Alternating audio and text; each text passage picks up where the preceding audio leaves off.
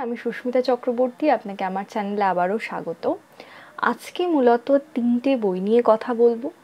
প্রথম বইটা হচ্ছে এই বছরে শিশু সাহিত্যতে একাডেমি পুরস্কারপ্রাপ্ত একটা বই, এবং পরের দুটো বইও খুব সদ্য প্রকাশিত হয়েছে।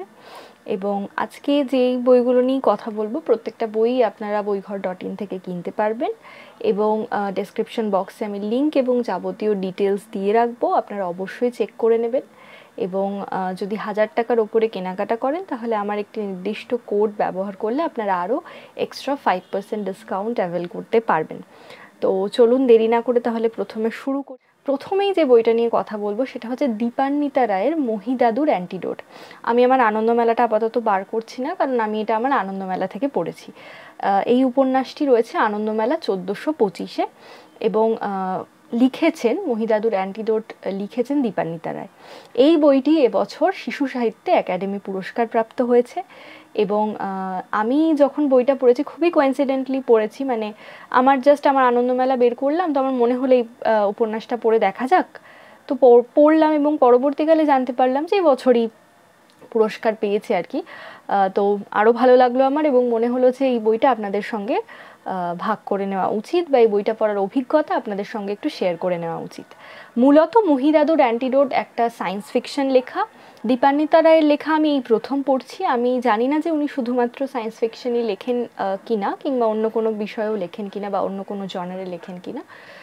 এই বইটা সায়েন্স ফিকশন একটা, দেখা যাচ্ছে এমন একটা পৃথিবীর বর্ণনা তিনি করছেন, লেখিকা করছেন, যেখানে অবশ্যই বর্তমান যে সিচুয়েশন আমাদের তার থেকে আমরা অনেক বছর পেরিয়ে চলে এসেছি একটা নতুন পৃথিবীতে, যেখানে বিজ্ঞান অত্যন্ত উন্নত।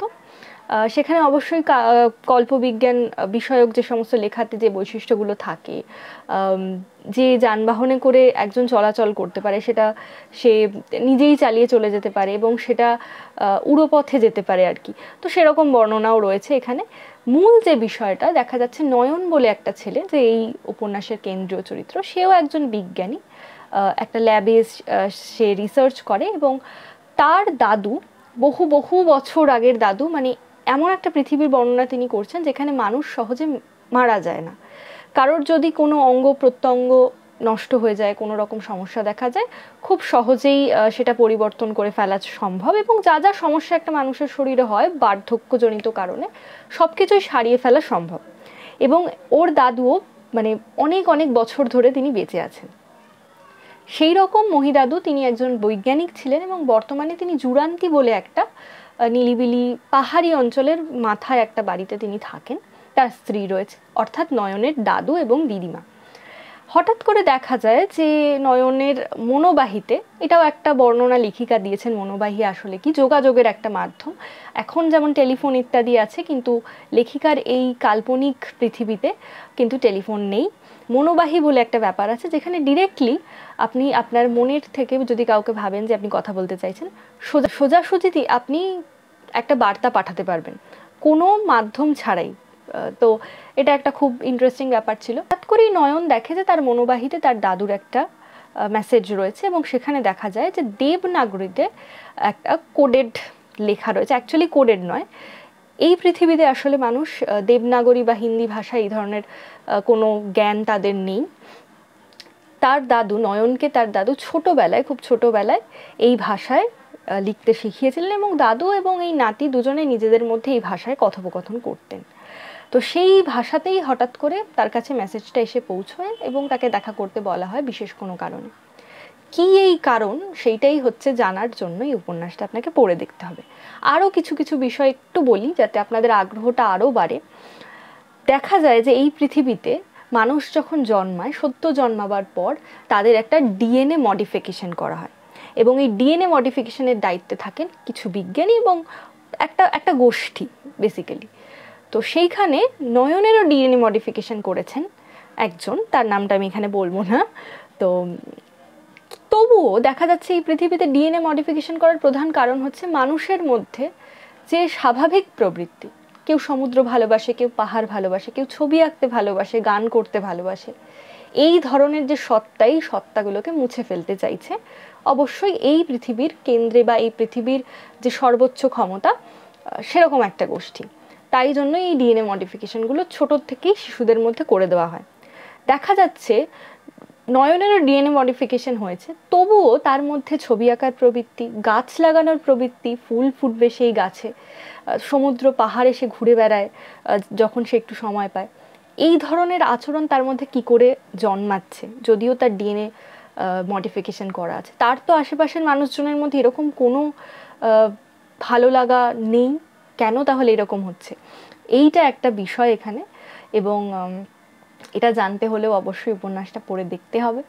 আমার বেশ ভালো লেগেছে এবং খুবই ভালো, মানে এত সুন্দর একটা কাল্পনিক জগৎ লেখিকা তৈরি করেছেন, যেটা আমার মনে হয় ছোটদের সঙ্গে বড়দেরও ভীষণ টানে।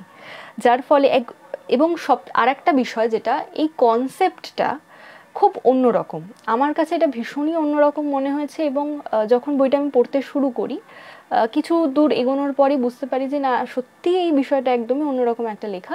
উপন্যাসটা যখন আপনি শেষ করবেন, শেষ অবধি গিয়ে কিন্তু একটা বার্তা রয়েছে। তো এই মহি দাদুর অ্যান্টিডোটটাই বা কী, মানে অ্যান্টিডোট কেন, সেটাও জানার জন্য বইটা পড়ে দেখতে হবে। খুব একটা গোষ্ঠী মানুষের মৃত্যুকে কন্ট্রোল করে, মানে একটা মানুষ যে মারা যাচ্ছে সেটাই অস্বাভাবিক এই পৃথিবীতে, একটা মানুষের মৃত্যু অস্বাভাবিক, কিন্তু যাদের যাদের মৃত্যু ঘটছে তাদের মৃত্যুগুলো কিন্তু কেউ কন্ট্রোল করছে, মানে কেউ তাদেরকে মৃত্যুর দিকে ঠেলে দিচ্ছে। কে ঠেলে দিচ্ছে, কারা ঠেলে দিচ্ছে, কেনই বা মৃত্যুর দিকে ঠেলে দিচ্ছে, এবং কোন কোন মানুষদেরকে মেরে ফেলা হচ্ছে এইভাবে, সেটাও জানার জন্য কিন্তু উপন্যাসটা পড়ে দেখতে হবে। খুব বেশি কিছু বলবো না, আমি বলবো অবশ্যই এই বইটা পড়ে দেখুন। আমার মনে হয় এটা সত্যি একটা প্রাইজ পাওয়ার মতনই বই ছিল। আমি জানি না, আমি এর আগে দীপান্বিতা রায়ের লেখা পড়িনি, কিন্তু পড়ে আমার খুব ভালো লাগছে এবং আমি আশা করছি আরও এক দুটো বই আমি অবশ্যই পড়ে দেখব খুব তাড়াতাড়ি। পরের যে বইটা সেটা হচ্ছে হিমাদ্রি কিশোর দাশগুপ্তের লেখা শেষ চিহ্ন। এই বইটা পত্রভারতী থেকে প্রকাশিত এবং এটার দাম হচ্ছে 299 টাকা। এই উপন্যাসটা মূলত একটা ঐতিহাসিক পটভূমিতে লেখা হয়েছে এবং এখানে মূলত ভগবান বুদ্ধের শেষ চিহ্নের যাত্রা নিয়েই এই বইটা লেখা। তো দেখা যায় যে কুশীনগরের রাজকাননে ভগবান বুদ্ধের দেহ সম্পূর্ণভাবে ভস্মীভূত হওয়ার আগেই প্রবল বর্ষণে সেই চিতা নিভে যায় এবং তার কিছু অস্থি তখনও অবশিষ্ট থাকে। এমতাবস্থায় সেই অস্থির ভাগ নিয়ে বা বন্টন নিয়ে রাজন্যবর্গের মধ্যে একটা চাঞ্চল্য দেখা যায় বা একটা সমস্যা তৈরি হয়। তারপর সেই সমস্যার সমাধান হয় এবং সেই অস্থির যথাযথ ভাগ হয়। এসবটি সেই জায়গাতে ভিক্ষুক হেম থাকেন এবং দেখা যায় যে এখনও একটি অস্থি সেখানে পড়ে আছে এবং সেই শেষ চিহ্ন, সেই ভগবান বুদ্ধের শেষ অস্থিটি নিয়ে ভিক্ষুক হেম ওখান থেকে যাত্রা করেন কলিঙ্গ নগরীর দিকে। সেখানে এসে অবশ্যই তারপরে এটা গল্পের শুরুর দিকটা এটা হয়, কি অস্থি ইত্যাদি বিষয়গুলো আমি বলছি না, কারণ উপন্যাসটা পড়লেই আপনারা বুঝতে পারবেন।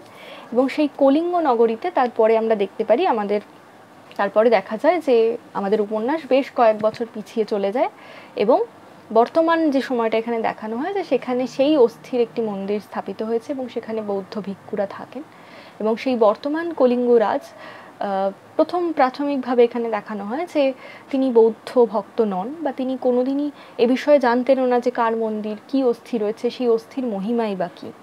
কিন্তু একদিন অবশ্যই তিনি এই মন্দিরের উদ্দেশ্যে আসেন এবং সে ভগবান বুদ্ধের যে মহিমা সেটি তিনি অনুভব করেন এবং তারপর ধীরে ধীরে ভগবান বুদ্ধের ধর্মের প্রতি তিনি আকৃষ্ট হয়ে পড়েন এবং তিনি চান ভগবান বৌদ্ধের মতে এবং প্রজাদের খুশি রাখতে বা প্রজাদের সেবায় থাকতে।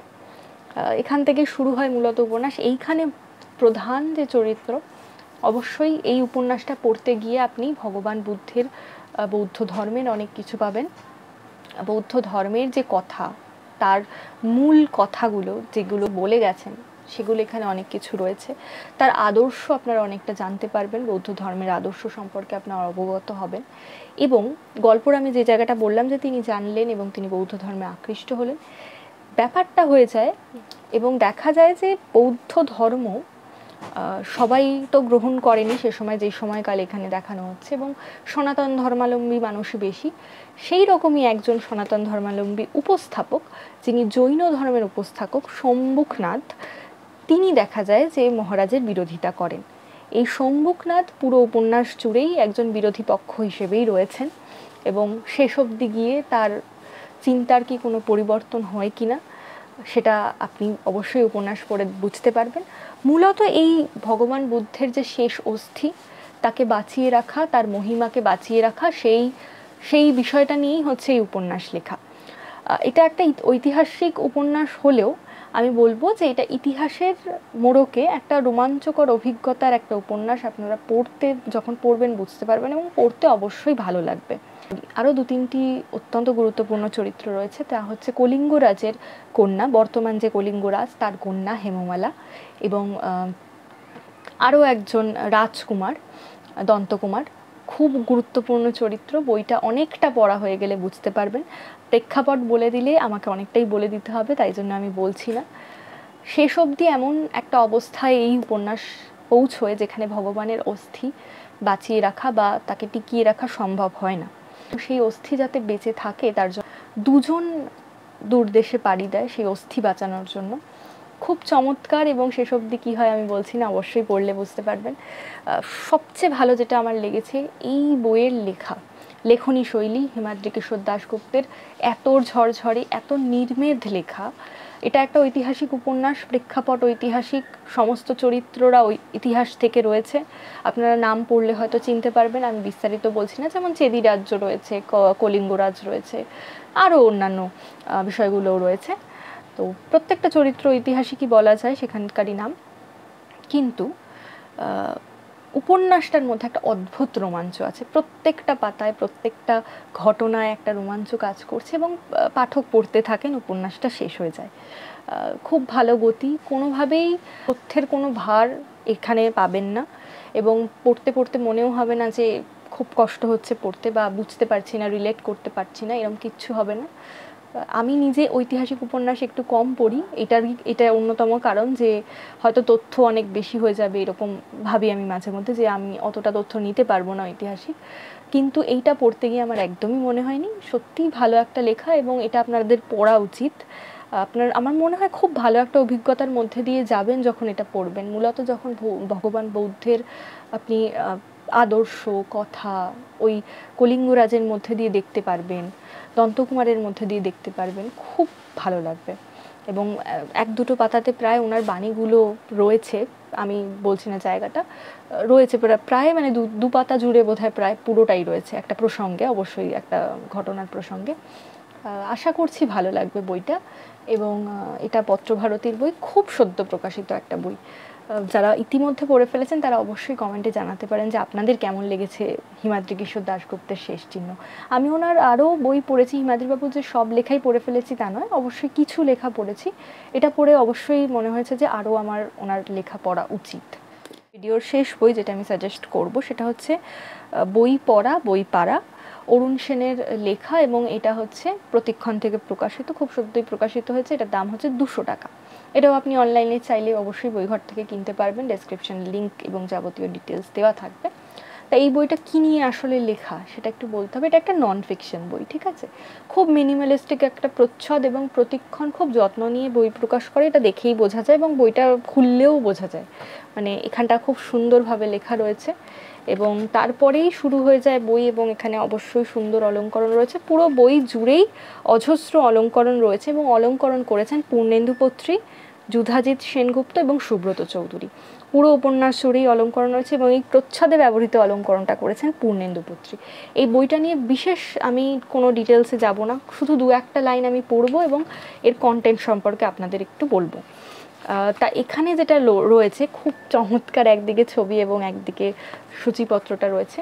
বই পড়া বই পাড়া, বই পড়ার আগে এবং পরে সমালোচকের দৌড়, কাকে পুরস্কার, কেন পুরস্কার, বই যখন অপসংস্কৃতি, হুজুগ এবং সাহিত্যের হুজুগ, মনেরই অবকাশ, ছবির বই না বইয়ের ছবি, বইমেলার ফুর্তি, অনন্য কলেজ স্ট্রিট, উড়াইয়া দেখো ছাই, ছাপাখানার ভূত, নিজের পয়সায় নড়বড়ে নটবর, মার্ক টুয়েনের শিষ্যদের হাত থেকে বাঁচিয়ে, এবং বই যখন অস্ত্র। প্রত্যেকটা বইয়ের হেডপিসে এরকম আঁকা রয়েছে, কখনো কখনো একটা পাতাতেও আঁকা রয়েছে, মানে সব পেজেই যে ছবি আছে তা নয়, কিন্তু অবশ্যই প্রত্যেকটা অধ্যায়ের শুরুতে হেডপিসে একটা করে ছবি আছে এবং তার মাঝে মাঝে এদিকের পাতাগুলোতেও হয়তো ছবি আছে। নন ফিকশন বই, মূলত যেটা লেখা হয়েছে সেটা হচ্ছে যে বিষয়গুলো বললাম সেই নিয়ে একটু বিস্তারিত করে লেখা রয়েছে। ভিন্ন অভিজ্ঞতা, বই কেনার সঙ্গে বই পড়ার সম্পর্ক, তারপরে কোনো বই হঠাৎ করে খুঁজে পাওয়া, সেই সব যে স্মৃতি সেগুলো এখানে উঠে এসেছে। লাস্ট যে অধ্যায়টা রয়েছে, লাস্ট অধ্যায়ের আগের অধ্যায়টা, সেখানে যেমন লেখক লিখেছেন তার নিজস্ব সংগ্রহ নিয়ে, যে তার এত বই রয়েছে কিন্তু তিনি কি সব পড়েছেন, সেই নিয়ে তার কি চিন্তাভাবনা বা তার কি অভিজ্ঞতা হয়েছে এতদিনে, সেই সব নিয়ে এই বইটাতে লেখা রয়েছে। এবং লাস্ট যে অধ্যায়, সেই অধ্যায়ে খুব সুন্দর দুটো লাইন আছে, সেই যে দুটো লাইন আমি একটু পড়ে শোনাবো এবং ভিডিওটা শেষ করব। প্রথম যেটুকু আমি পড়ে শোনাচ্ছি সেটা হচ্ছে, নির্বাসনের মানুষ তুমি পড়ো, জেলখানাতে বন্দি মানুষ পড়ো, হেসেল ঘরের গিন্নি মান্নি পড়ো, অবসরের বুড়ো তুমি পড়ো, হাল ধরতে হবে ধরো। পরের দিকের লাইন রয়েছে, ঘর নেই যার খোঁজো তোমার স্কুল, কাঁপছে শীতে জানো জ্ঞানের মূল, খিদে কাতর ধরো তোমার বই, অস্ত্র হবে ওই, হাল ধরতে হবে তোমায় ধরো। এবং শেষ জায়গাটা খুব সুন্দর, যে একি শুধু শারীরিকভাবে যারা নিঃস্ব তাদের প্রতি ডাক, নাকি যারা মানসিকভাবে গৃহহারা দ্বিধাগ্রস্ত পথসন্ধানী তাদেরও কি অস্ত্র নয় বই। তা খুব সুন্দর লাইন। আমি এটা নিয়ে কিচ্ছু বলছি না, আমি শুধু বলবো এই বইটা অবশ্যই কিনুন এবং অবশ্যই পড়ে দেখুন। আমার মনে হয় এটা কিনলে আপনাদের মানে কি বলবো, মূল্যবান অর্থ যথাযথভাবেই আপনাদের ইনভেস্টেড হবে। খুব চমৎকার নন ফিকশন বই এবং খুব যত্ন নিয়ে প্রকাশিত, ভীষণ যত্ন নিয়ে। একদম আপনারা যখন বইটা হাতে নেবেন বুঝতে পারবেন। আজকে তাহলে কথা বললাম বই পড়া অরুণ সেন এবং হিমাদ্রি কিশোর দাশগুপ্তের শেষ চিহ্ন এবং মহিদাদুর অ্যান্টিডোট, তিনটে বই নিয়ে, এবং তিনটে বই খুব ভালো এবং কিনলে আমার মনে হয় না কোনো ক্ষতি হবে। পড়ে আশা করছি ভালো লাগবে, একটা তৃপ্তি পাবেন। তা কমেন্ট বক্সে জানাবেন যে আপনাদের কেমন লাগলো। যদি কোনো বই পড়ে থাকেন ইতিমধ্যে আজকে যেগুলো নিয়ে কথা বললাম, অবশ্যই জানাতে পারেন আপনাদের অভিজ্ঞতা। বইগুলো কেনার লিঙ্ক ডেসক্রিপশনে দেওয়া থাকবে, অবশ্যই বইঘর থেকে চেক করতে পারেন। আজকের ভিডিও এখানেই শেষ করছি, দেখা হবে পরের কোনো একটা ভিডিওতে। ততদিন পর্যন্ত বই পড়বেন। নমস্কার।